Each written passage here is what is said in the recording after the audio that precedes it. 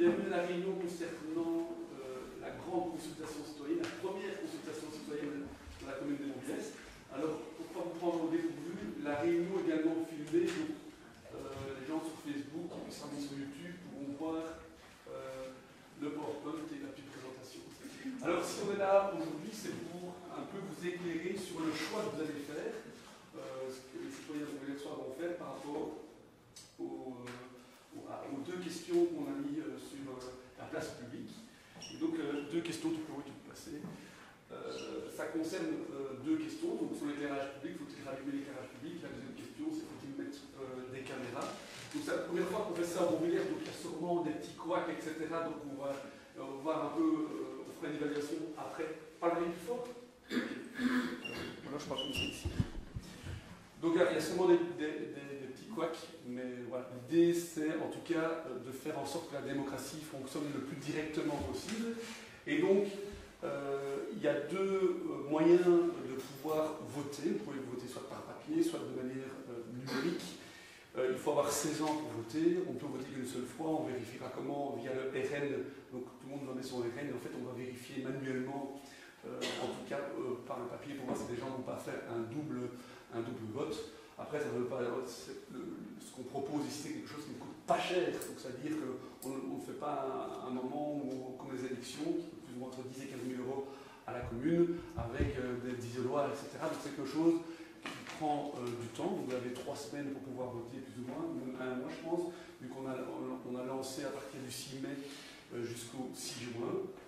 Et donc voilà. Et alors, pour ceux qui ne sauraient pas comment voter, mais donc, il est prévu aujourd'hui déjà de pouvoir avoir des informations, mais il y a une permanence aussi qui est prévue le 3 juin, éventuellement ici de manière physique, et donc par papier et par numérique. Et alors, le volet numérique, c'était aussi l'occasion de faire connaître aux citoyens le fait qu'on peut avoir toute une série de documents d'état civil et de la population via la plateforme que nous utilisons, qui est une plateforme qui est par la société IMIO. Et donc, il y a moyen de voir ce qui va passer à la commune par rapport à ça. Donc, c'était le moyen aussi que toute une série de personnes rentrent aussi dans le modèle. Alors, vous devez savoir que, quel que soit le nombre de votants, donc on a pris ce pari-là, on appliquera la décision. Donc, s'il y a 10, 20, 30, 50, 100, 150, 300, 1000, 1500, peu importe, on a pris cette position-là dès le départ. Et donc, c'est la majorité qui l'emportera. Moi, j'ai bien ma petite idée, mais le but n'est pas de dire ou de vous convaincre dans une position d'un côté ou dans un autre. Moi, mon but aujourd'hui, c'est de vous éclairer, de vous donner les infos, ce qu'on a derrière la tête par rapport aux deux scénarios, pour que vous puissiez faire votre choix et éventuellement convaincre des gens autour de vous si vous décidez plutôt d'être pour le camp des rallumés ou des pas des rallumés, de mettre des caméras ou pas des caméras. Alors là vous avez un QR code que vous pouvez tomber directement sur le site, mais c'est pas très grave, on le remettra après, le n'est pas encore de voter maintenant. Donc voilà, on peut commencer. Alors, la première partie, on va discuter de l'éclairage public.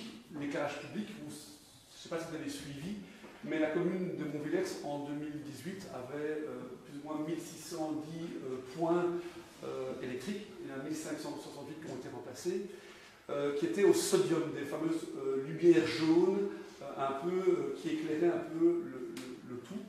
Et donc, Orez a l'obligation d'aller voir les communes pour remplacer ces lampes au sodium par du LED. Alors, pourquoi ils le font? Mais d'abord, le plus grand avantage, c'est que ça consomme beaucoup moins de mettre du LED, mais ça a un coût. Vous avez vu le coût communal pour remplacer l'ensemble des LED sur 5 ans, ça a été 492 000 euros, mais la facture diminue, vu qu'on consomme moins d'énergie, et donc on rentabilise l'investissement, et donc on gagne plus ou moins 28 euros par an par lampadaire. Et donc vous voyez, l'amortissement est prévu sur une dizaine d'années. En fait, ça dépend du prix du kilowattheure, vu que ça change assez régulièrement. Mais on sait que, quand on avait fait les calculs à l'époque, c'était 13 ans. Là, c'est un peu moins parce que ça rechute, ça a rechuté. Donc voilà. Alors, l'impact du LED Orez, nous l'a vendu comment également? Pour info, le coût global du remplacement du LED est plus important parce que Orez paye plus ou moins 20% du coût. Ça fait partie de son plan d'investissement. Donc voilà. La La nouveauté, c'est que depuis fin 2024 et début 2025, on a quasiment remplacé l'ensemble des lampadaires publics. Ça veut dire qu'à 1610 points, on est à 1568. Je pense qu'il y en a encore une petite centaine qui doivent être faits ici prochainement, qui sont terminés, je pense. 100 points. Voilà, 100 points. Et on arrivera quasiment à tout. Et donc il restera encore quelques lampadaires, vous voyez, éclairés des églises de couleur chaude, qui elles ne sont pas remplacées. Donc, on n'est pas totalement en 1610, mais on est quasiment à 100% des points remplacés. Et donc, les gros avantages, il y avait la diminution de la facture et également la diminution de l'énergie. Il y avait l'augmentation horaire, même s'il n'y a pas vraiment une étude qui le prouve, de la biodiversité. Donc ça veut dire que l'éclairage au sodium éclairait tout en l'air, même en l'air, alors que le LED que vous voyez éclaire vraiment la route, et il y a une sorte de triangle que vous voyez, donc ça faisait partie de l'avantage. De savoir qu'on a pu choisir entre 3 types de LED. Il y avait le LED qui éclaire super fort, généralement c'est ceux qu'on voit près des passages aux piétons. Il y a le LED, on va dire, moite-moite qu'on a pris, et le LED qui est vraiment très bas, qui est bon, encore meilleur que la biodiversité, mais d'un point de vue luminosité, c'est pas toujours adéquat. Donc au reste, on conseille à ces communes de prendre le LED qu'on a pris. Et alors, qualité de l'éclairage a augmenté, parce qu'il éclaire plus la route, il éclaire moins en l'air, etc. C'est moins diffus. Et alors, ça c'est la nouveauté, c'est la possibilité de pouvoir dimmer, ça veut dire varier la luminosité en fonction des nuages, en fonction de la lune, du soleil, etc. Donc on peut passer à l'autre slide. Toujours dans le cadre du contexte. Alors il y a souvent des gens qui me disent pourquoi vous n'avez pas mis du LED intelligent qui permettrait que dès qu'il y a une voiture qui arrive, ça s'allume, ou un piéton. Mais fatalement, on y a pensé. Sauf qu'à l'époque, quand on a décidé de passer le LED, Ores n'avait pas encore la technologie et Ores commence seulement à proposer aux communes, à certains endroits bien déterminés, des lampadaires intelligents, ce qui, je pense que si on l'avait proposé en 2019, on les aurait mis, et peut-être pas partout, parce qu'ils ne conseillent pas de le faire, mais ça permettait de remplir peut-être, finalement, que les deux camps qui veulent rallumer ou pas rallumer puissent se réconcilier. Ce n'est pas le cas ici. Et donc, fatalement, on a demandé à Ores pourquoi on ne sait pas juste changer quelque chose sur nos lampadaires. Mais donc, ils nous ont dit clairement qu'il fallait quasiment repayer la même somme, parce que ce n'est pas la même technologie. Et donc, ça, on ne fera pas. On ne va pas réutiliser 500 000 €, alors on n'a pas amorti. Par contre, ça ne veut pas dire qu'un jour, quand ce sera amorti, et voilà, on ne pourra pas le faire. En tout cas, actuellement, dans ce que j'ai comme carte en main, on ne peut pas faire autre chose. Donc, on peut passer au troisième slide. Donc, le contexte. Qu'est-ce qui s'est passé? Pourquoi la commune de Montbéliard a décidé à un moment d'éteindre l'éclairage public? En fait, c'est arrivé au début de la crise en 2023, lors de l'explosion des coûts liés à la guerre en Ukraine. Donc, on a vu nos factures où, au reste de la vie, vous allez payer, on paye quasiment 50 à 60 000 € par an d'éclairage public. On était parti sur x2, x3, un coût. Et donc, on s'est dit, il faut réduire la voilure. Et à cette époque-là, ça avait été assez bien accepté parce que ça avait été prévu de manière temporaire pendant la crise liée à l'énergie. Et puis, on s'est rendu compte qu'il y avait, au fur et à mesure, que pas mal de gens revenaient vers nous, notamment pour le sentiment d'insécurité, et notamment le week-end, où les gens se plaignaient, estimant que le week-end, les gens sortent plus. Et donc, on a décidé de rallumer, donc mettre des horloges, 84 horloges de mémoire, mais peut-être que je me trompe sur le chiffre exact, et de pouvoir finalement fixer l'heure et le moment où on rallume. Et donc, on a décidé de rallumer pendant la nuit du vendredi à samedi et du samedi au dimanche, et également d'allumer et d'éteindre entre minuit et 5 h du matin, voilà, ce qui est en semaine. On rallume aussi pendant les Ducasse, on rallume aussi pendant le 31 décembre, le 24 décembre, s'il y a beaucoup de gens sur la route la nuit. Et depuis lors, et c'est ça la nouveauté, c'est que, et ça l'élément important, c'est que les gens ont un peu du mal à comprendre, c'est que depuis qu'on est passé à quasiment à 100% du LED, il n'est plus vraiment intéressant en termes de consommation et de coût d'éteindre de minuit à 5. Ça, c'est quelque chose de factuel, et je vais vous donner au chiffre. Tu peux passer à l'autre. Donc ça, c'est pour vous montrer l'évolution des consommations. Donc ça, c'est les consommations réelles. C'est ce que le service finance a dû payer. Et donc à l'époque, on consommait pour l'éclairage public 313 000 kW. Et vous voyez qu'en 2024, à 75% de LED, on a 183 000 kW. Et donc vous voyez que le fait d'être passé au sodium au LED a permis de diminuer. Et ici, on a sur l'année de janvier à avril, on a 66 000. On sera de nouveau dans la tapée des 180. Voilà. Alors si on passe après, donc ça c'était les estimations réelles, ça c'est les estimations données par ORES. Donc c'est pas toujours le même chiffre, mais c'est plus ou moins c'est la même tendance. Ce qu'ils disent, et ça c'est l'élément important, et c'est les deux scénarios. Le scénario actuel 100% LED entraîne une consommation en 2025 de 191 kW, 191 000 kW, et si on rallume 7 jours sur 7, de 178 000 kW. C'est un peu bizarre, parce que ça veut dire plus on l'allume, moins on consomme. C'est pas du tout comme ça, a priori, qu'on voit les choses. Et donc la différence est plus ou moins de 8%. Et donc c'est 13 750 kW de différence. Vous faites fois plus ou moins 45 cents le kilowatt actuel, mais ça dépend, vous voyez plus ou moins que c'est 7 000 € de différence par an. Donc c'est pas une énorme somme, mais c'est quand même une somme en tant que telle, entre les deux scénarios. Et donc si on continue, et donc également un petit focus sur les deux modes ORES qu'il nous propose. Alors la réalité c'est que ORES nous a proposé 3 modes. Je n'ai pas parlé de tous les modes, le mode c'était de tout rééteindre. Mais ça, nous, collège, on n'était pas d'accord de proposer ça parce que fermer le week-end, on trouve quand même qu'on avait beaucoup de plaintes quand c'était fermé le week-end. On en a toujours un peu des plaintes maintenant quand il y a des vols, etc. Parce que les gens font le lien entre la fin de l'éclairage public et les vols. Mais on n'a pas proposé le fait de fermer totalement. Par contre, on a proposé 2 scénarios sur lesquels on pourra voter. Donc, c'est allumé 7 nuits sur 7. Donc, ça veut dire que ça en continue fatalement. Et c'est l'adaptation, et c'est ça en fait toute la différence entre le coût et le fait qu'on consomme moins, parce que quand c'est 7 nuits sur 7, il y a un dimmer qui permet en fait de monter la puissance au fur et à mesure de 10, 20, 30%, et de s'adapter, alors que quand on a 5 nuits sur 7, en fait ça rallume directement, parce qu'il faut la lumière à ce moment-là, à minuit, plein pot, et donc voilà.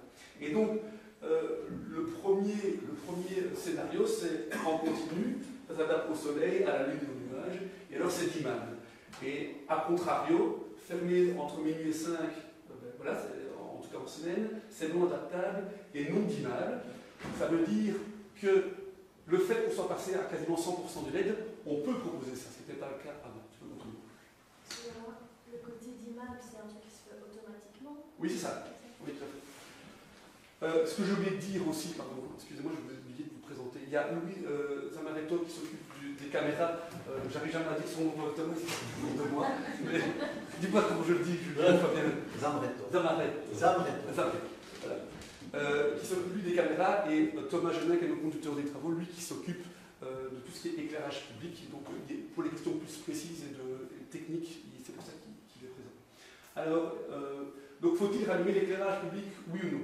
Ceux qui répondent non, c'est-à-dire on maintient comme c'est maintenant, on change rien. Ceux qui répondent oui, dit qu'on rallume la semaine de minuit à 5. Alors, comme je vous l'ai dit, il y a moins de consommation. Donc si on rallume, il y a moins de consommation parce que c'est dimmable, et donc on sait mieux, on gère mieux la luminosité, et donc il y a moins de consommation, c'est purement technique, et donc il y a plus de consommation. Alors, sentiment de sécurité amélioré. Donc ce qu'on a beaucoup, et souvent chez les personnes plus âgées, reviennent vers nous, même si de minuit à 5, il n'y a pas beaucoup de gens dehors, mais une impression d'insécurité liée au fait qu'il fasse noir la nuit sur la voie publique, et donc ne se sentent pas en sécurité. Donc voilà, et moi je peux entendre ça, je comprends tout à fait, et donc ça c'est quelque chose qu'on reçoit quand même, pas tous les jours, mais assez régulièrement, 1 ou 2 fois par semaine, des personnes qui se disent, et souvent des personnes plus âgées qui disent, voilà, je me sens un peu moins en sécurité au Bourg-Villers. Après, est-ce que les gens se baladent à 1h du matin en semaine? Voilà, mais c'est plutôt des personnes qui regardent par la fenêtre, ils ne voient pas ce qui se passe sur leur route. Deuxième chose, pas de hausse de vol et de délinquance. Alors là, je vais prendre un petit copillon parce que j'ai quand même vous redonner les chiffres, parce que souvent sur Facebook, on attaque la commune, moi, peu importe moi, mais sur le fait qu'il y aurait un lien entre l'éclairage public et le nombre de vols. Et les statistiques, c'est pas moi qui les invente, c'est des statistiques liées à la zone Bruno. Donc moi j'ai juste demandé à la police. Donc c'est tous les vols dans habitation, de véhicules ou dans un véhicule. Et donc en 2017, on était à 115 vols. En 2018, à 161. Je ne sais pas ce qu'il y avait eu en 2018, il y avait une recrudescence. 2019, 97. 2020, 78. 2021, 67. 2022, 67 aussi. 2023, 74. 2024, 83. Et 2025, on serait plus ou moins, si on fait une règle de 3, on serait plus ou moins à 70 vols. Et donc, je vous ai dit la date où on a fermé l'éclairage public, c'était 2023, on a fait 74 vols. Alors avant, il y avait les éclairages publics en 2017, par exemple, il y avait 115 vols. Et donc, la police, autant ça joue sur le sentiment d'insécurité, autant le lien entre nombre de vols et fermeture de l'éclairage public n'est pas établi. Alors ça ne veut pas dire que je n'entends pas les arguments qui disent que quelqu'un peut plus facilement se cacher si il fait noir, on peut plus aller dans une voiture, parce qu'il n'y a personne qui nous voit. Alors, le troisième point, c'est le sentiment de sécurité routière amélioré. Donc, routière, ça veut dire quoi? Vous êtes en voiture, vous voyez mieux les cyclistes, les piétons qui se promènent entre minuit et 5 heures sur la route. Par contre, à contrario, la police dit que quand il fait tout noir, les gens sont plus attentifs et donc ont tendance à rouler moins vite. Après, c'est des choses, c'est des perceptions, c'est très subjectif. Par contre, il y a un élément assez important, c'est que le nombre d'accidents de la route pendant les nuits et pendant les journées d'ailleurs n'ont pas augmenté, c'est plutôt le contraire. Et donc j'ai de nouveau aussi un peu des stats, c'est que donc, des accidents de la route, juste du matériel, en 2021 c'était 58, en 2022 53, en 2023 61, en 2024 32. Et donc voilà, pour l'instant l'éclairage public est fermé en semaine, en 2024 il était fermé en semaine toute l'année, on n'a jamais eu si peu d'accidents corporels. Mais c'est aussi lié au fait qu'il y a des aménagements, le fait que les voitures sont de plus en plus sécurisées, etc. Donc c'est pas lié. Et donc voilà. Et donc l'idée aussi c'est, bon, c'est pas faire vraiment de lien entre il y a plus d'accidents parce que l'éclairage est fermé ou inversement. Aucun bénéfice pour la santé, on a mis pour la santé parce que et biodiversité, si ça reste éclairé toute la nuit, mais fatalement, il y a des gens qui se plaignent, qui disent surtout ne fermez pas parce que je dors mieux, mon cycle circadien, on dit, donc qui suit le rythme de la journée, de la nuit, est mieux, etc. Mais ça dépend un peu des gens. Donc voilà. Et alors, bénéfice pour la santé et la biodiversité. Ce qu'ORES a fait, mais c'est une étude qui se base sur pas un grand échantillon, ils estiment qu'il y a plus d'animaux morts sur les routes quand c'est fermé. Et ça veut dire quoi? Ça veut dire que les animaux reviennent, donc la petite faune, la petite flore, revient dans les villages quand c'est fermé. Et donc, mais ça se base, voilà, c'est pas assez précis pour pouvoir le dire. Donc si on continue. Alors voilà. Donc ça c'est le premier thème. Donc l'idée, je ne sais pas s'il y a des questions sur le premier thème, Thomas est là pour y répondre. Donc l'idée n'est pas de faire un plaidoyer pour ou contre ce que vous votez, à la limite, ça vous regarde, moi peu importe. Et moi je peux vivre avec toutes les décisions, il y a du pour et du contre dans les deux décisions. Le but c'est plutôt de vous éclairer et de savoir, donc éclairer sans le mauvais jeu de mots, pour savoir si vous avez compris, vous votez en connaissance de cause. Après, si vous voulez convaincre vos voisins, vos amis, etc. de voter, la seule condition c'est d'être avoir plus de 16 ans, être bon Villersois et ne voter qu'une seule fois. Donc voilà, je sais pas s'il y a des questions. Oui? C'est une voix par ménage ou... Non, c'est une voix par personne. Ah. Oui, c'est une voix par personne. Parce qu'il n'y avait qu'un bulletin. Oui, donc c'est pour ça qu'on a aussi des bulletins. Et donc c'est le genre de choses que quand on a envoyé, on s'est dit, en fait on aurait dû faire plusieurs talons par exemple. Mais donc il est possible de photocopier, le document est téléchargeable sur la commune, il y a moyen d'avoir une copie ici, il y a une trentaine de copies. Donc c'est bien une voix par personne.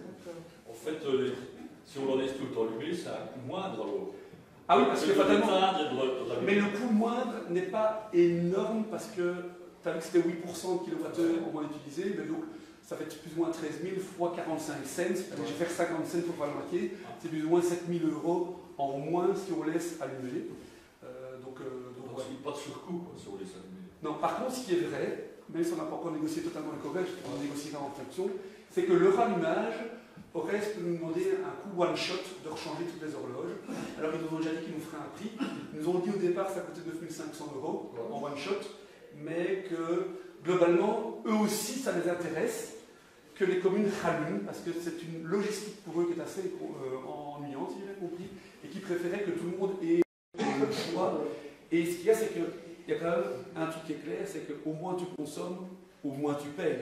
Alors il y a des moments dans la journée, mais dans tous les cas, là où on consomme le plus, c'est entre 17h et 20h. Actuellement, c'est déjà allumé de 17h à 20h, vu qu'on ferme à partir de minuit. Donc, je ne pense pas que ça aurait une grande différence. Là où l'électricité est chère, c'est quand tout le monde la demande, quand les gens reviennent du boulot chez eux et qui réclament de l'énergie. Voilà. Oui, Didier? Est-ce que le fait de laisser les lumières allumées va affecter la durée de vie des lampes? Bonne question. Normalement, si vous Oui, voulez, c'est c'est qu'on quelque aura chose pas qui une est personne allumé. allumée, oui, ça les baisser un peu diminuer. C'est lié, les caméras avec les autres? Non, justement, mais c'est pour ça que je l'ai fait. Donc, c'est-à-dire qu'on pourrait très bien rester éteint avec des caméras infrarouges. Donc on peut voir aussi bien la personne, etc. Donc ça, c'est quelque chose que j'allais dire dans la deuxième présentation. Est-ce qu'il y a d'autres questions? Sinon, je propose de passer au deuxième thème. Ah, monsieur Ratazzi. Bonsoir. Dans le point 1, vous aviez indiqué effectivement au niveau des kilowatts, je ne sais pas si on a mal compris, ou alors c'est la réalité, c'est que si ça restait allumé, il y avait 178 kWh par an, et lorsque c'était éteint, 191 000. Oui. C'était le début de la présentation, j'ai passé 10 minutes à expliquer avant que vous arriviez. Okay, Mais c'est contre-intuitif. Et donc, c'est une histoire d'image et de variation d'intensité et le fait de reprogrammation de l'appareil parce qu'en fait, il faut plus ou moins 3 jours pour que l'appareil se remette au diapason et fatalement, on éteint, on allume, à chaque fois, on repère des pourcentages. Et donc, ça a été expliqué, ça a été quasiment toute la réunion, donc je n'ai pas fait la réunion. Je t'invite à voir le Facebook ou à regarder sur la mission. Oui. Tantôt vous parliez de vol ou de tentative de vol dans les voitures, mais tout ce qui est agression, vandalisme et tout ça, vous avez aussi des chiffres de nuit? Je n'ai pas. En fait, ce qu'il y a, c'est que agression, je pense qu'il n'y en a pas au Bonvillers. La seule, on a cette chance-là. Et donc, je n'ai jamais demandé, parce que quand il y a une agression, style homejacking, depuis que je suis là, il n'y a jamais eu de homejacking, on va dire violent en termes de prise d'otage, de choses comme ça. Agression, à part un handicap où il y a peut-être de la bagarre, je n'ai jamais entendu que les gens se battaient. Mais après, ça ne veut pas dire que ça n'existe pas. Mais en tout cas, moi, la police ne m'a jamais donné. Elle a eu hurlé, il y en a une fois, ils sont rentrés dans la maison, ils ont brûlé 2 voitures. Ils ont foré la serrure. Oui, mais les gens. Non, pas agressé, les gens. Ah, oui, les gens. Non, je parle d'agression physique, corporelle sur les personnes. Donc ça, je n'ai jamais eu, mais je pourrais demander, mais je suis quasiment convaincu que s'il y avait eu ce type d'agression, le policier local ou la police me l'aurait dit. Parce que notamment, dès qu'il y a une bagarre dans une casse, j'ai le rapport le lendemain en disant il y a eu 3 bagarres à Melay, c'était tel fait. On a parlé aussi beaucoup de tout ce qui était accident automobile, mais accident piéton, cycliste et tout ça, les usagers plus faibles. Parce que ça aussi, on achète beaucoup et de plus en plus de ravel ou des choses comme ça. Donc parfois on doit traverser et si ce n'est pas éclairé, tu vas me dire que de minuit à 5 heures, il y a moins de risques. Vous savez que je ne vois pas beaucoup de gens de minuit à 5 se promener. Non, je suis d'accord, mais bon, ça peut. J'ai pas de stats. Voilà, et en fait, si je n'ai pas les stats, ça veut dire que ça n'existe pas, voire quasiment jamais, parce que quand il y a des choses qui se passent à la commune, fatalement, je suis l'entonnoir à l'information. Et donc, je n'ai jamais entendu, par exemple, quand quelqu'un est renversé, c'est déjà arrivé, il y a 1 ou 2 personnes, enfants, renversés par des parents qui font une manœuvre, par exemple à Rêve, à l'ISN. Ça, je suis au courant, mais donc j'ai jamais eu d'autres infos. Et sur les 7 ans que je suis là, je pense que j'ai eu 3, 4, mais c'est tout le temps lié à une école, lié à un parent pressé, et qui est en pleine journée, donc ce n'est pas lié à l'éclairage. Donc une personne qui tombe sur un trottoir, jamais on aura l'information. Sauf si elle se plaint à la commune et qu'elle attaque la commune.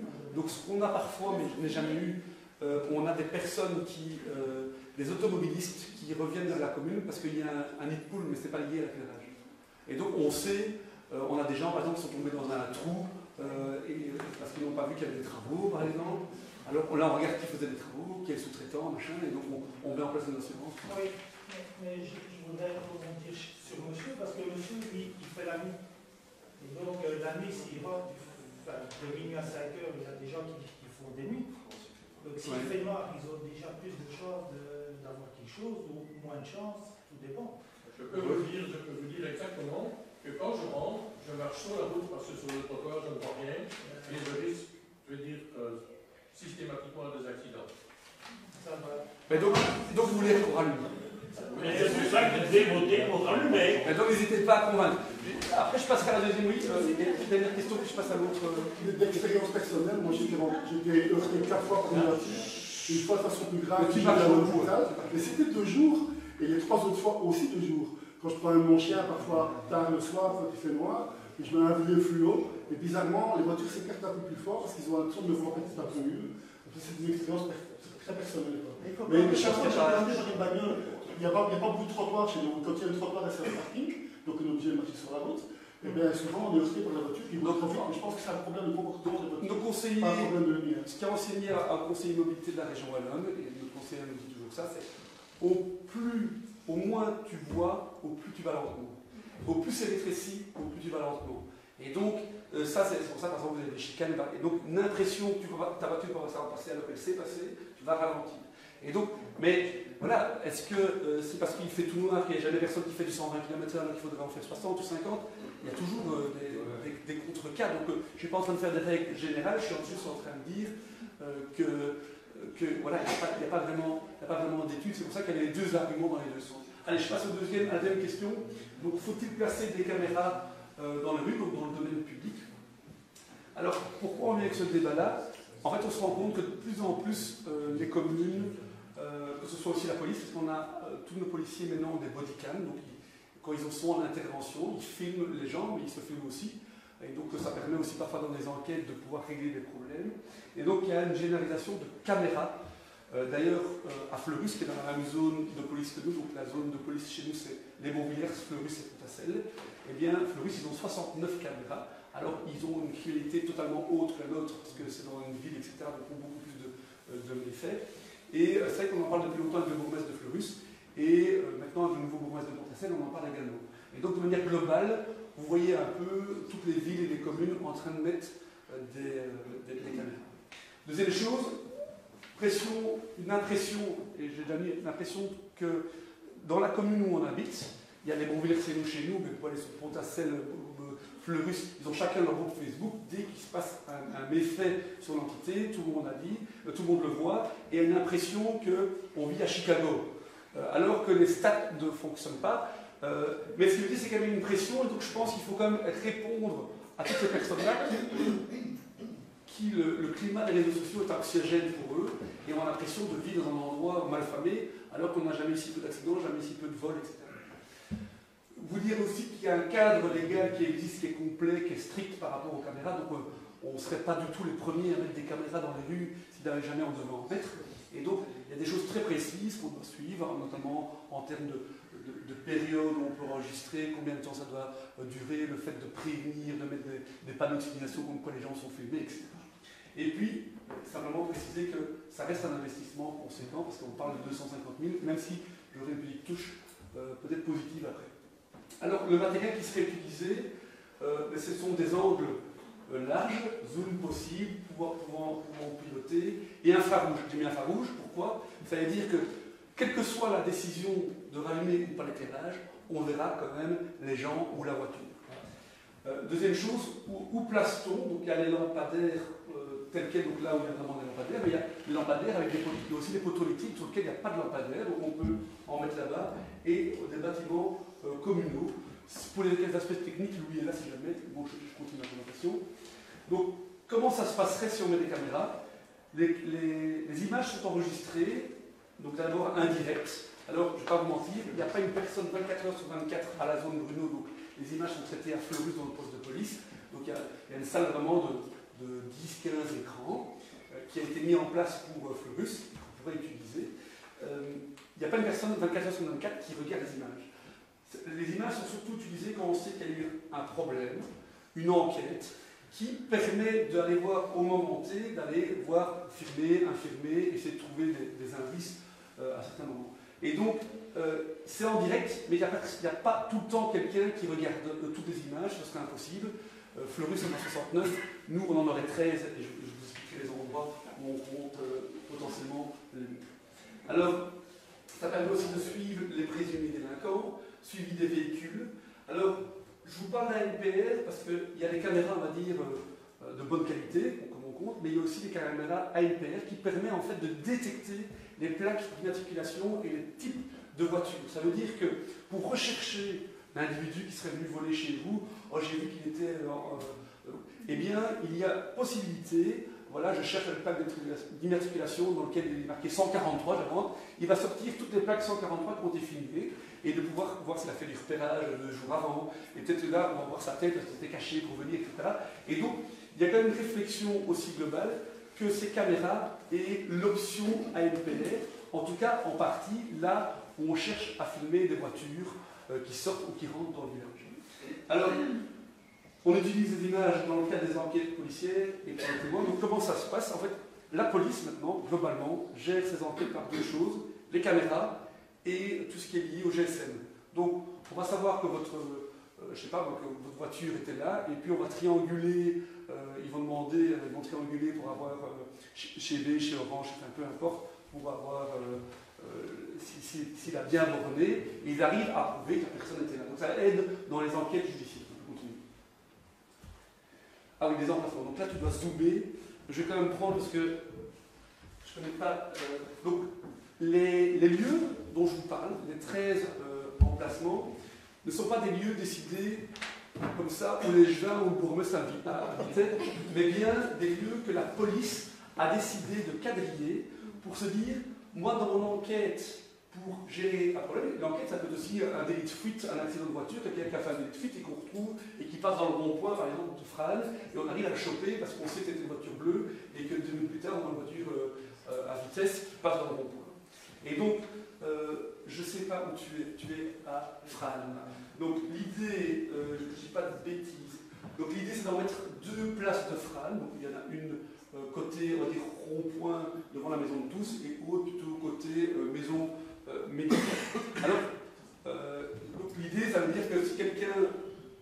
Donc moi je ne suis pas en train d'ici de discuter avec vous si je les mets là ou pas là, même si je peux entendre les bonnes idées. Non, on pourrait avoir le choix, mais moi ce que j'ai demandé à la police, c'est de pouvoir quadriller un maximum. Et donc l'idée a été un peu de mettre dans les points névralgiques et à la fois sur les places de village globalement, là où il y a une activité régulièrement. Alors, oui, le rond-point rue des Français.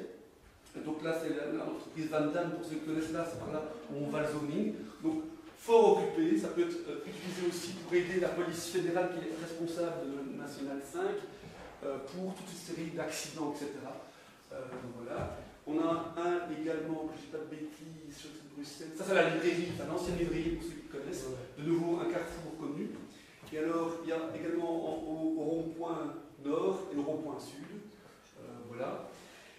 Qu'est-ce qu'il y a d'autre aussi? Tu peux passer peut-être sur... donc sur Frane, il y en a 4 ou 5, mais fatalement Frane est le plus grand, village, et surtout c'est là qu'il y a le plus de gens qui passent, notamment via la Nationale 5.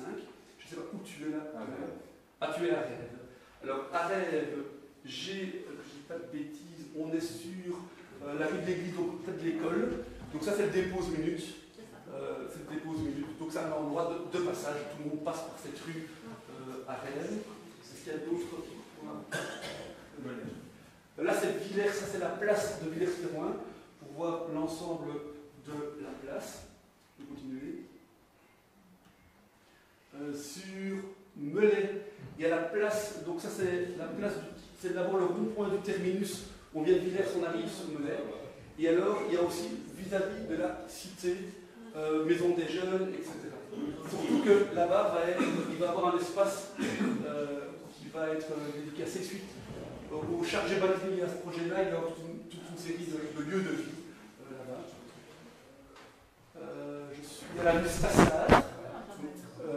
Donc là, c'est un gros point où on peut passer. Alors, on a mis un triangle comme ça peut-être que la personne qui aura le marché va dire, on va peut-être le mettre là, voilà, on a mis pour illustrer aujourd'hui. Je vais continuer. On a, ah oui, rue Elsen, la place de Melay, qui est un endroit où on vit, hein, donc voilà. Et alors normalement, il y a une autre place de terminus, mais je pense qu'elle n'a pas été notée sur le plan. L'autre place derrière, qui est côté pharmacie. Ouais. Je pense qu'on l'a. Ah non, on l'a. Donc voilà, là, on a souvent des plaintes de gens qui traînent. Alors, on a mis une langue comme ça ne veut pas dire qu'on ne va pas voir là. L'idée, c'est de vous dire plus ou moins où on pourrait les mettre, etc. Et alors, l'autre, c'est. Ah, ça, c'est à Wayo. De nouveau, c'est la place. Voilà, ça a été fait d'un point de vue pour communiquer. C'est pas Blanc qui va avoir. L'idée, c'est cet espace-là. Et nous, ce qu'on va dire à la personne qui aura le marché, si on décide de mettre des caméras, c'est voilà, nous, on veut voir tout cet espace-là. À toi de nous proposer une solution technique pour pouvoir le faire. Voilà. On peut continuer. Donc, il faut revenir dans le PowerPoint.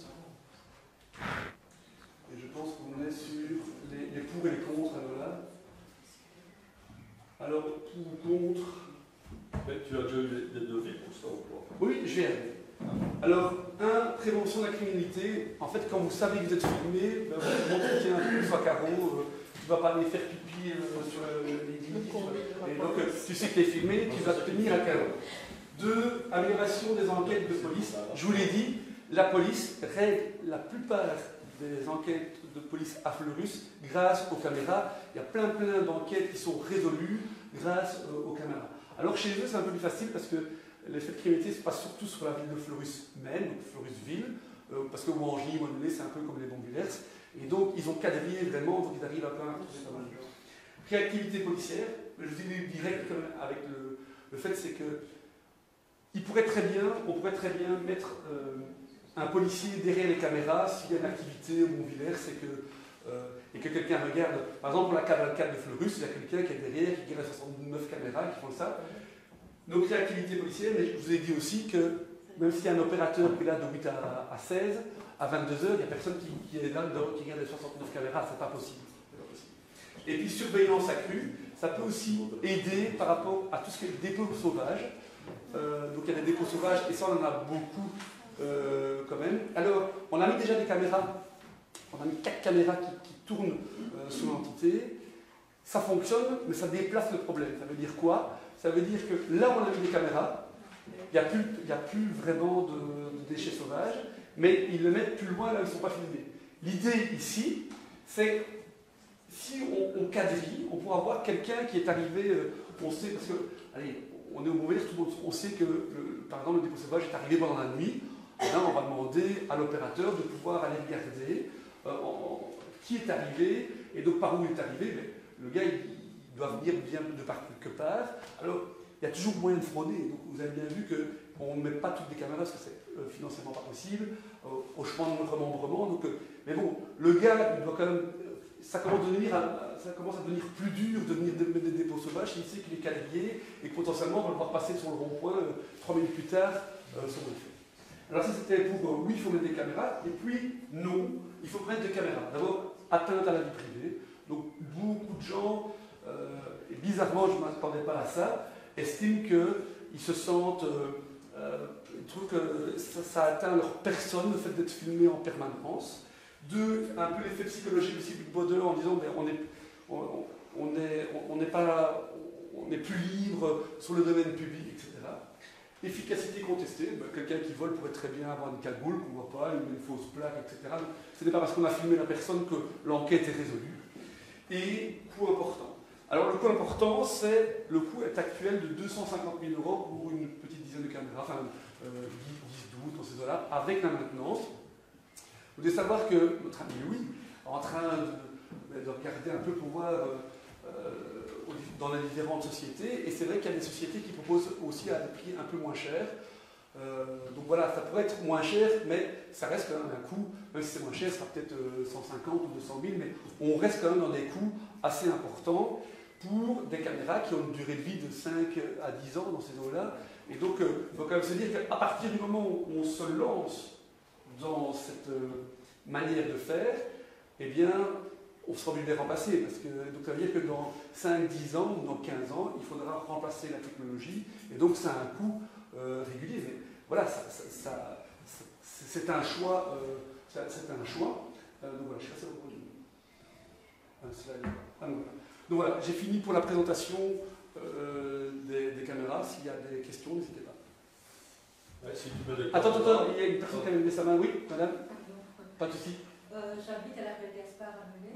Oui. Du côté de la rue Pleureux, c'est la dernière maison. C'est noir et blanc. On vient rouler des joints sur les rues de fenêtres. On peut garder des canaux dans la loi. On fait tout sur les eaux de maison. Qu'est-ce que je peux pas faire? Une caméra juste pour ça? Pour voir les gens qui sont pipis, hein, pour les essentiels. Mais en fait, si les 9500 habitants me demandent d'avoir leur caméra, ça risque d'être vraiment impayable. Vous avez vu le trait. L'idée, donc ce qui vous arrive n'est pas normal. Donc ce qu'on peut faire également, on peut réfléchir, voir comment on peut voir si on ne peut pas mettre une lumière ou quelque chose. Donc ça, c'est d'abord un pour votre problème personnel.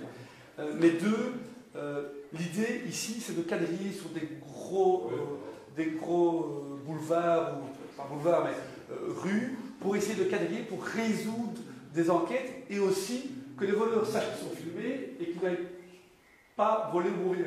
Ils iront se déplacer ailleurs, ça c'est pas mon problème, moi je suis pour se déplacer. Et donc, c'est ça l'idée.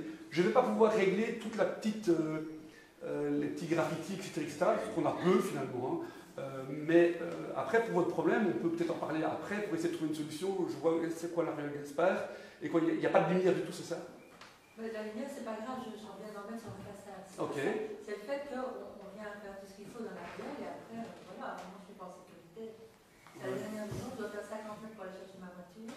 Au chemin, pour revenir dans le chemin. À part mettre de la lumière, là-bas, je vois très bien ce qu'on pourrait faire. Une précision. Oui, Une précision par rapport aux caractéristiques de la caméra. La caméra va filmer uniquement la voie publique. Elle ne va pas filmer les trottoirs, elle ne va pas filmer les visages de personnes, bien que, d'après ce que j'ai pu entendre, d'après la documentation lue et les personnes qui ont un peu documenté le produit, les caméras pourraient permettre une vision des visages beaucoup plus nette, mais en Belgique, ce n'est pas encore autorisé. Alors on parlait un peu de la longévité des caméras. Elles sont liées maintenant avec l'intelligence artificielle et elles évoluent avec l'intelligence artificielle. Donc on a des mises à jour sur ces caméras qui sont potentiellement très évoluées et qui permettraient dans un an le même type de caméra de faire beaucoup plus de ce qu'elle fait aujourd'hui. Donc la vie d'une caméra pourrait encore évoluer. Ce que Louis veut dire, c'est que La même caméra, donc elle va être. Oui, mais ce qui veut dire aussi, c'est qu'actuellement en Belgique, la loi ne permet pas en disant je mets la photo de Louis, caméra, dis-moi où tu as vu Louis dans toutes tes caméras. C'est ça. On ne peut pas faire ça. En Chine, on peut le faire, mais pas en Europe, pas en Belgique. Dans les films, on voit ça. Ici, on serait capable de le faire. On ne peut pas, bien que la caméra, ça je précise, bien que la caméra pourrait permettre. Mais ça pourrait aider pour les enlèvements. Mais l'orientation des caméras, ce sera uniquement sur les voies publiques. Donc je ne sais pas si vous voyez une rue, on ne filmera pas les trottoirs. Pas bien que les trottoirs seront pris dans l'angle, mais la caméra a un objectif où on peut centraliser sa zone d'image. Donc on n'ira pas plus loin, on n'ira pas sur les façades, on n'ira pas sur... En gros, on ne peut pas, quelqu'un qui se laverait dans son bain et qui a on ne pourra pas le voir, on ne filmera pas. L'idée c'est que les gens puissent vivre encore tranquillement chez eux. Par contre, les trottoirs, moi je trouve ça pourrait être intéressant. Mais donc en fait, on respectera la législation, et la législation c'est la voie publique. Et pour moi, le trottoir c'est la voie publique, mais il faut... Ce qu'il faut, c'est... Les caméras, quand je vois les dépôts clandestins que tu nettoies quasiment tous les jours, si les caméras peuvent aider, ça va réduire un coût aussi quelque part. En tout cas, ce qui est sûr, c'est que là où on a mis les caméras, il n'y a plus de dépôt clandestin. Il y a un déplacement. Et donc ça veut dire que le nombre de kilos de dépôt clandestin reste plus ou moins le même, sauf qu'il est déplacé. Mais donc, s'ils savent qu'ils sont filmés partout, voilà, il sera... Voilà. Quoi d'autre? Qu'est-ce que vous avez eu comme... Pardon. Monsieur, allez-y. Comment allez-vous financer ça? Avec du budget, donc, il y a du budget extraordinaire, donc c'est un investissement. L'idée, c'est, si on propose de pouvoir le faire, c'est, on a une somme, et donc ça veut dire qu'il faut faire des choix. Gouverner, c'est prévoir, et c'est surtout faire des choix tout le temps, donc c'est dire oui, non, machin. Et donc l'idée, c'est quoi? Ce projet sera financé, et peut-être du coup, alors, on ne referait pas, on va peut-être pas faire un rattachage pause d'une rue qu'on avait compté de faire. Et donc ça, c'est au moment, j'attends d'abord de voir la décision des citoyens, et si on décide de le faire, eh bien voilà, on fera peut-être des investissements moindres dans tel ou tel projet. Mais ça, l'idée c'est, les 250 000, on sait les prendre en charge, mais ça veut dire aussi qu'il faut faire des choix. Mais c'est comme dans tout, on fait des choix tout le temps, donc oui ou non. Non, il n'y a pas de subside. On a eu des subsides pour les caméras liées au dépôt sauvage, de 25 000 € de mémoire. Oui, une trentaine de mille, mais pour ça, il n'y a pas de subside. Oui. Si vous proposez donc qu'on puisse décider nous-mêmes pour les caméras, je suppose que vous avez quand même fait des études, quand même, par rapport à la ville de Fleurus, par exemple, pour savoir un peu ce qu'il en ressort de là. Toutes les communes. Il y a quand même pas mal de dispositifs. Toutes les communes qui ont mis sont assez ravies parce que c'est surtout sur les enquêtes. Les enquêtes sont plus facilement résolues et objectivement, je n'ai pas donné les stats parce que je ne les ai pas, mais je n'ai jamais entendu souvent la police me dire qu'il avait trouvé qui avait cambriolé chez vous. Parce qu'ils viennent parfois prendre des empreintes, mais voilà, s'il n'y a pas de caméra, les gens n'ont pas été filmés, machin, c'est pas c'est qui. L'idée c'est de quadriller les Montvillers, Contacelle et Fleurus. Alors l'idée aussi, oui, parce que donc on aurait tous le même réseau. Et donc, on penserait peut-être même à faire peut-être un marché commun, parce que Pontafel, eux, ils ont décidé, ils ne montrent pas la position de la population, ils ont décidé de le faire. Nous, on a la position, et Fleurus doit remplacer une partie de ses caméras. Et donc, l'idée, c'est de faire un marché commun pour essayer de diminuer les prix, parce que fatalement, plus on augmente, moins. Et avec les sous-effectifs de la police, ils seront gênés encore, ça en plus. Ah ben justement, c'est une aide. En fait, ils ne doivent rien faire. Les images, elles sont enregistrées, et voilà. Et si jamais il y a une enquête, il y a eu tel vol à ce moment-là, on a mis machin, ils vont regarder, ils vont quadriller, et puis avec la NPR, il pourra dire c'est une voiture noire, tu me sors toutes les voitures noires, et donc il aura toutes les photos d'eux. Et voilà, il y a déjà des programmes actuels, mais la NPR, c'est vraiment un cran dessus. Oui. Quel est le pourcentage, est-ce le pourcentage des communes en Wallonie qui disposent de caméras? Mais je pense qu'il y a eu un article dans le vif il y a quelques mois, quelques années, et je pense qu'il y en a quand même pas mal.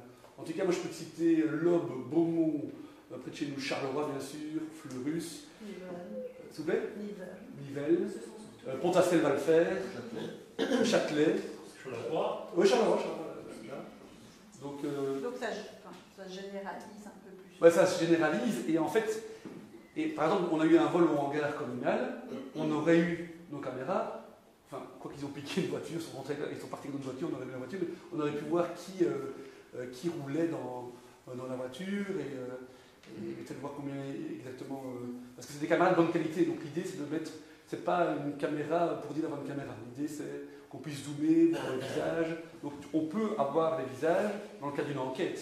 Donc, mais on ne peut pas faire du fact-checking, c'est-à-dire mettre une photo et que tu me sortes toute cette personne est passée par où le dernier mois, ça je ne peux pas faire. Ok, merci. Oui. Elles sont facilement déplaçables ou... Ah non. L'idée, parce que c'est compliqué, il y a des faisceaux hertziens qu'il faut mettre sur des églises, il y a toute une série de techniques, etc. Parce que les images sont directement envoyées sur le serveur de la police à Fleurus. Le droit à l'image, peut-être en parler, c'est uniquement la police. Oui, oui. Donc les personnes qui regardent les images, c'est pas Louis dans son coin ou pour moi se dire ah, je me le fais, non. C'est vraiment la police qui décide dans le cas en disant voilà, on a une plainte, ils vont regarder, ils font leur enquête et pour certains éléments, ils doivent demander même parfois au juge d'instruction pour faire des choses, donc ils ne peuvent pas faire comme ils veulent. Et éventuellement pour d'autres délits, ça pourrait servir. Tout délit. Par exemple, moi j'ai déjà eu le cas d'un membre de ma famille garé dans ma rue, on enregistre sa voiture, on a jamais retrouvé. Oui, par contre, un mauvais stationnement, on ne va pas le faire. Parce que sinon, c'est pas grave. Mais par contre, ce type de choses où. Un accident. Accident, typiquement, les accidents, il y a beaucoup d'accidents et pour tous les délits de fuite, ça marche assez bien pour retrouver qui a fait l'accident. Okay. Voilà, oui. Pour ces différentes caméras du type ANPR qui peuvent évoluer dans le temps avec l'intelligence artificielle, comme vous l'avez dit. Il y a effectivement la partie qui semble intéressante par rapport au vol, mais là où ils sont situés, d'après ce qu'on a pu voir ici, a priori, c'est plutôt vers les centres, alors que vous parliez lors des conseils communaux que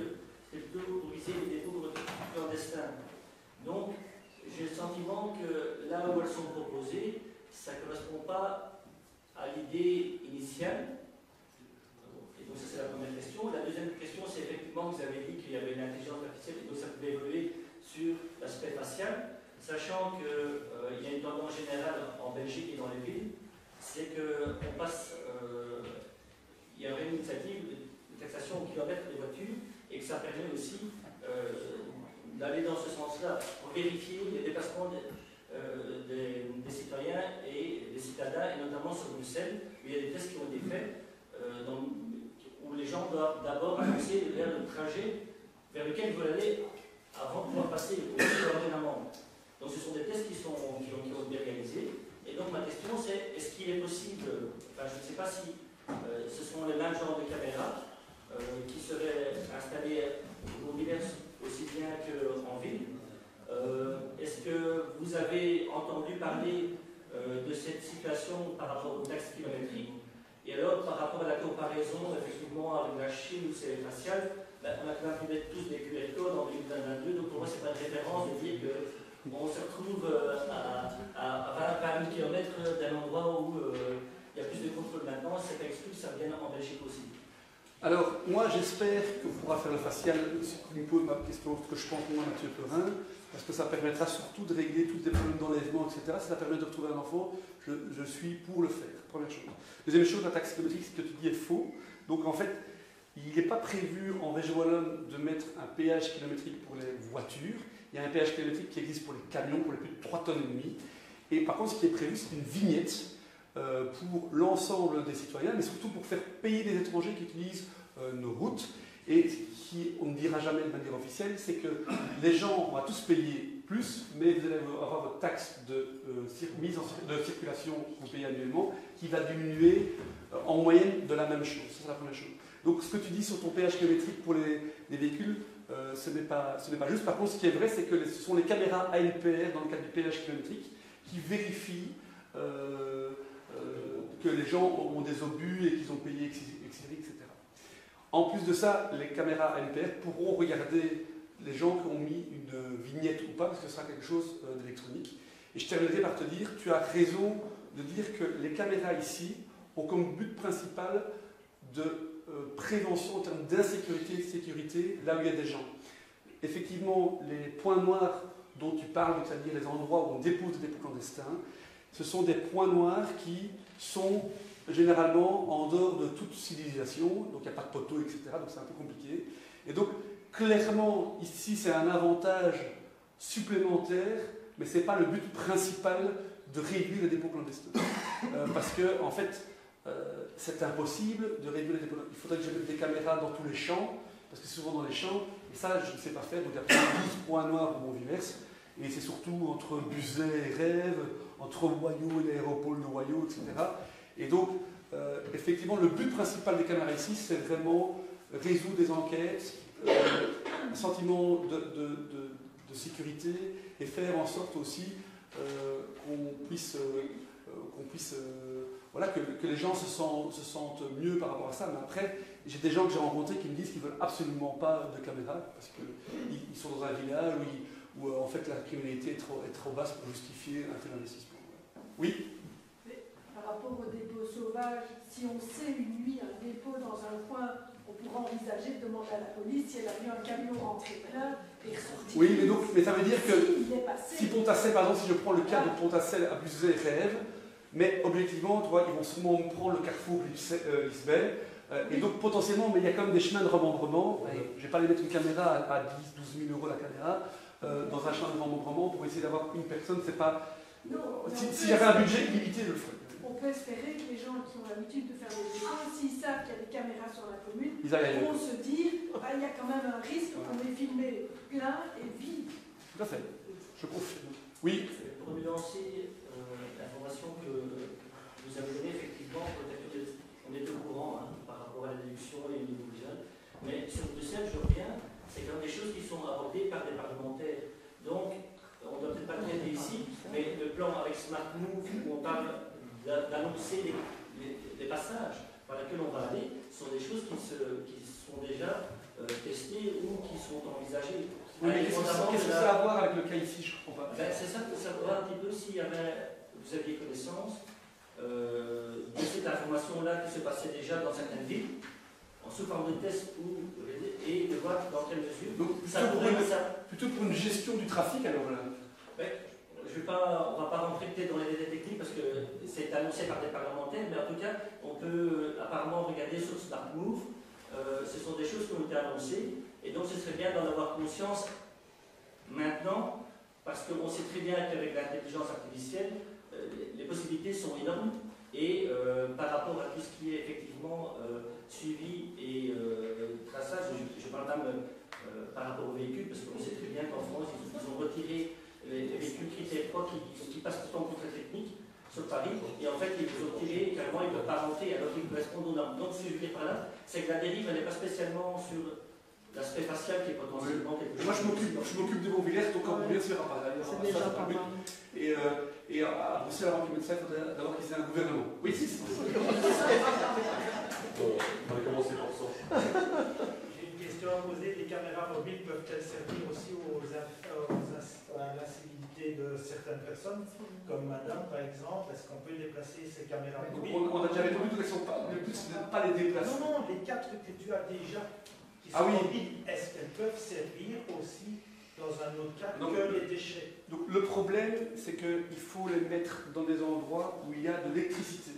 Parce que sinon, elles se déchargent. D'ailleurs, c'est ça toute la difficulté qu'on a avec les déchets sauvages. C'est des endroits où ce sont des batteries qui durent 24-48 heures, une semaine. Mais après, dans les faits, les gens ne savent pas si elles fonctionnent ou pas. La caméra qui est là fonctionne parce qu'en fait, il n'y a plus de déchets autour et aux alentours. Mais donc, effectivement, ça pourrait être le cas. Je ne connais pas le cas de madame, mais je pense qu'il faut peut-être parler avec le policier, la police locale. Je ne sais pas si vous avez déjà déposé plainte, vous avez déjà été voir votre policier de quartier. Et donc il faut commencer à mon avis par ça, pour voir s'il n'y a pas des solutions à mettre. Ça tombe, il y a un banc là-bas, on peut retirer le banc ou pas qui. Enfin, il n'y a rien de tout ça, mais ils ont pas fouetté de venir surveiller quelqu'un qui... Non, mais par contre, ils peuvent essayer de trouver des solutions avec vous. La police de quartier donc, est aussi pour ça, là pour ça, pour pouvoir venir vous entendre et aller sur place. Une caméra privée.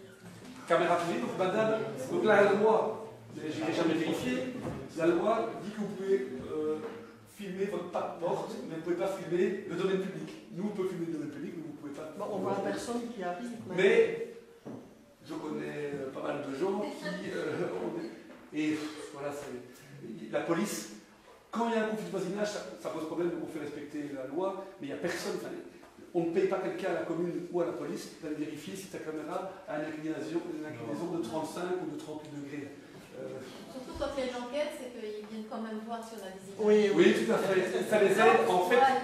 Si on écoute les policiers, ils n'ennuient pas parce que ça les aide dans leurs enquêtes. Voilà. Et donc, généralement, ils ne disent rien. Voilà, donc quand il y a des conflits de voisinage, généralement, on fait respecter la loi avec la loi.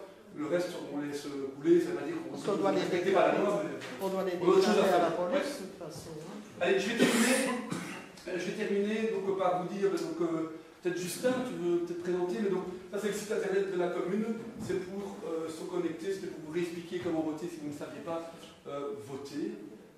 Si vous allez sur voter, ceux qui n'ont pas voté, il y a deux possibilités. Vous avez reçu un talon dans le toute-boîte. Il y en a un ici, si jamais vous n'en avez pas. Il y a une possibilité en ligne aussi, via le site, le e-guichet. Alors comment on y va? Soit en reproduisant l'URL qu'il y a dans le toute-boîte que vous avez reçu, soit en allant sur le site de la commune, lesmontvilliers.be. Et là, vous avez 4 onglets, horaires de mémoire, travaux, et à la fois il y a e-guichet. Vous cliquez dessus, vous arrivez là. Il faut se connecter, vous suivez la flèche rouge, mais on ne voit pas très bien. Vous avez connexion. Connexion, vous se connectez avec XMI ou la carte d'identité. C'est important parce que c'est comme ça qu'on va contraindre que vous habitez au Montvillers et que vous avez bien 16 ans. Ensuite, vous allez sélectionner Démarche au-dessus, et ensuite dans l'onglet Environnement, la grande consultation citoyenne sur l'éclairage. Et là, vous avez le même formulaire que celui-ci, mais de manière informatique, avec une indication RGPD en plus. Mais ça, dans toute boîte, c'est déjà les impressions. Voilà. Et donc, la manière de voter ne doit pas, si vous avez un problème, on trouve des solutions. Il ne faut pas que quelqu'un dise « Oh, c'était trop compliqué, je n'ai pas pu voter ». Tout le monde peut voter et inciter les gens à voter. Au plus il y aura des gens qui votent, au plus ce sera respectueux du choix des citoyens. Au plus ça sera crédible. S'il vous plaît? Au plus ça sera crédible, oui. Moi j'ai suivi le lien qu'il y avait sur les Bonvillers. On arrive sur cette page-là, il n'y a pas du tout le menu connexion, on nous demande un code, on met d'insérer un code de suivi qu'on n'a pas reçu, quoi. Et il n'y a pas de menu en fait, au-dessus il n'y a pas de menu. Donc je ne sais pas où on se connecte en fait. Profil. C'est ça, sur téléphone. Ah d'accord, ok. C'est pas intuitif. Donc en suivant le lien, c'est pas intuitif. Ah non, alors qu'on soit bien clair, en fait, la manière de voter, c'est parce qu'on a mis en place, on a voulu utiliser une application qu'on mettait en place, quelque chose d'IMIO, et qui est lié à l'état civil des populations. Le but était que la consultation ne coûte rien aux contribuables, parce que si c'était pour payer 10 ou 15 000 euros, voilà, on essaie de gérer comme l'argent de manière correcte. Et donc, si jamais tu veux absolument voter, vote par de manière écrite. Et, voilà. Oui, Didier. Le vote papier, on peut le déposer où? Il y a l'urne ici, mais aussi. Donc c'est marqué dans une boîte, et donc on peut déposer les services environnement. Le vendredi matin. Soit un mois, 3 juin, lorsque je fais ma. Mais on est bien d'accord que si vous venez et que le service environnement est fermé, il faut que quelqu'un à la commune, on le mettra. Le but c'est que vous avez un mois, ça ne doit pas. Moi je n'accepterai pas d'entendre à la fin d'ici juin. Oh, c'était trop compliqué pour voter, je n'ai pas voté, vous avez eu un mois, en fait vous avez eu plus qu'un mois parce qu'on a mis le truc boîte un peu à l'avance, les gens pouvaient déjà voter, ça ne change rien dans le fait, mais on voulait ouvrir officiellement un mois avec une période de vacances et de congés et hors congés pour permettre aux gens de pouvoir voter. Le but c'est que les gens votent, on n'essaie pas de prendre les gens par surprise, ou sinon on ne ferait pas ça. Donc voilà. Oui, moi par rapport à la boîte, ça me pose question parce que c'est un vote. C'est une boîte qui peut être ouverte n'importe quand. Si quelqu'un qui est assis à côté de la boîte est contre la remise de l'éclairage, ben là, ça sonne. Non, la boîte, je suis au courant. C'est moi qui elle est scellée. Et par qui va-t-elle être dépouillée? C'est un vote. Mais donc elle est dépouillée par, à mon avis, par toi et pour une personne. Bah non, il n'y a que moi qui vais le faire. S'il te plaît? Il n'y a que moi qui vais le faire. Et donc, voilà, après, vous voulez savoir, personne ne voit. Comme on vous dit, on pourrait faire un truc encore plus sérieux de communication, c'est 15 000 euros. Oui, mais il faut pas participer, il n'y a pas de souci. Mais nous, notre but, la commune, c'est de faire en sorte qu'on soit. On ne va pas aller inventer. Moi, quel que soit le résultat, je peux vivre avec tout. Même si moi, je vais voter aussi, je voterai pour telle ou telle chose, je ne vais pas vous le dire ici, peu importe finalement. Le but, si on fait ça, c'est pour avoir un maximum de personnes. Si vous pensez que quelqu'un va aller regarder qui a voté oui ou non, c'est un numéro. Il y a quand même un marché de 250 000 euros pour 13 caméras. C'est pas bon marché. On donne parce que si on dit 250 000 par 13, c'est quand même très cher la caméra. Oui, il y en a maintenant aussi. Il y a des années c'est 13 endroits, ça veut dire peut-être qu'il y a plus de caméras. En fait, c'est 13 endroits. C'est plus. C'est pas le passeport. C'est pas tout à fait. C'est très. Et donc, clairement, on s'est posé les mêmes questions que vous en termes de est-ce qu'il faut. En fait, moi, je peux expliquer pourquoi c'était. En fait, on a demandé le registre national pour éviter que les gens simplement votent 2 fois. Parce que sinon, si on avait fait un vote simple, sans nom de famille, enfin voilà, c'était juste pour ça. Et en fait, moi, je ne regarde pas, je vais juste compiler les oui et les non, et à la fin, je vais rendre un tableau avec juste le nom total. Et vérifier aussi que le RN ne soit pas le même parce qu'il y aura quelques malins qui vont voter de manière numérique et puis qui vont. Mais ça, si je peux continuer juste, c'est parce qu'en fait, lorsqu'on a déjà fait des votes pour le nom de rue, et en fait, on a remarqué qu'avec les Google Forms qu'on utilisait, si les gens ne s'inscrivaient pas, ils votaient plusieurs fois d'affilée. On voyait bien parce que les votes étaient toutes les 3 secondes, donc c'était pas possible que techniquement il y ait 10 votes d'affilée en 3 secondes. Et donc tout ça n'était pas correct. Et donc là, le seul moyen qu'on avait, c'était effectivement de demander les données d'identité. Mais je vous rassure, la boîte ici, en fait, c'était juste parce que c'était pour aujourd'hui, je la remets dans mon bureau. Les autres votes sont déjà. Avec vous le soir aussi, le bureau est fermé, il y a l'alarme. Voilà. Oui. Et si jamais on devait revoter, etc. En fait, le but ici, c'est une première expérience pour nous aussi. On voulait quelque chose qui soit le plus démocratique possible et qui nous coûte le moins cher. Parce que si j'avais dépensé 10, 15, 20 000 euros, l'opposition aurait dit, à juste titre, vous dépensez de l'argent pour rien, vaut mieux mettre de l'argent pour mettre des caméras supplémentaires. Et donc, mais oui.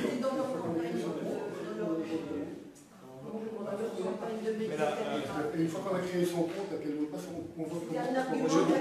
On va regarder après pour les cas particuliers. Et le mot d'emploi, il est. Allez, c'est ça combien de temps d'Ignos? C'est tout à fait. Oui, les dernières et après, je clôture. J'aimerais bien vous présenter. J'avoue que Google, c'est plus intuitif. C'est un très bel exercice démocratique de laisser la possibilité aux citoyens de voter. Effectivement, c'est quand même quelque chose de très important. Maintenant, je trouve aussi que ce qu'a dit Madame, on sait bien qu'à Rêve, on est comme partout au divers, on est assez protégé de certaines choses, mais néanmoins, si on veut aller au bout correctement du processus, ben, c'est vrai par exemple que les documents, c'était transmis. Moi, par exemple, dans mon boîte aux lettres, j'en ai pas reçu. Mais j'étais au courant parce que j'ai discuté avec M. Balmac.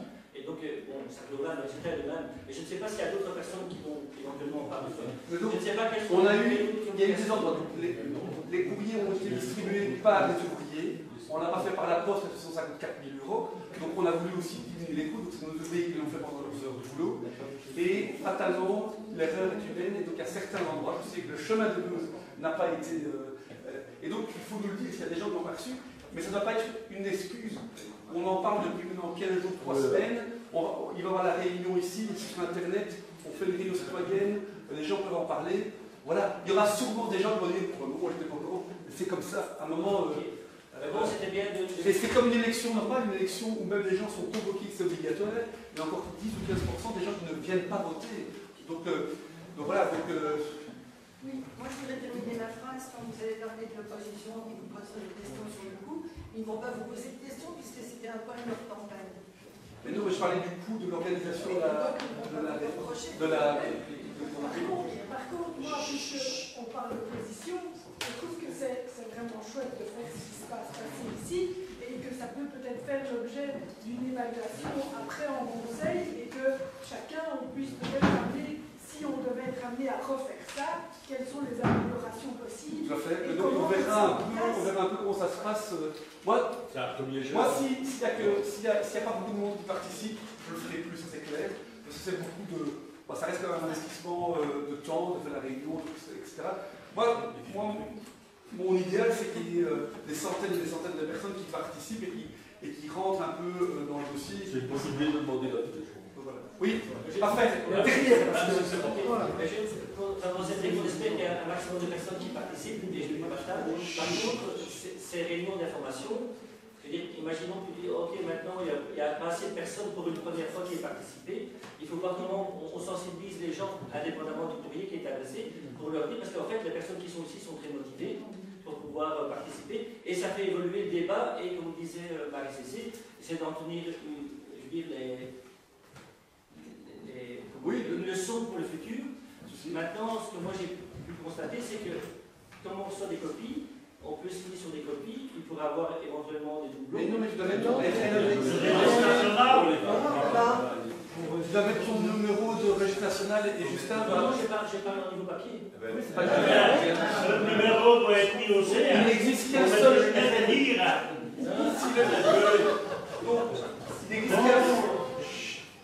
Il n'existe qu'un seul numéro de registre national. Et donc, si il est 2 fois, parce que quelqu'un a été de manière informatique ou avec 2, eh bien, on n'en comptera qu'un seul.